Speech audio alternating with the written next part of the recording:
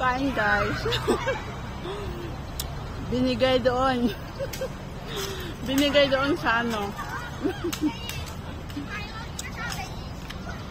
Doon sa nagsusundo. Ayaw niya, di. Akin na lang. Tinapay dito. Ang laki, pero tingnan niyo. Ayan.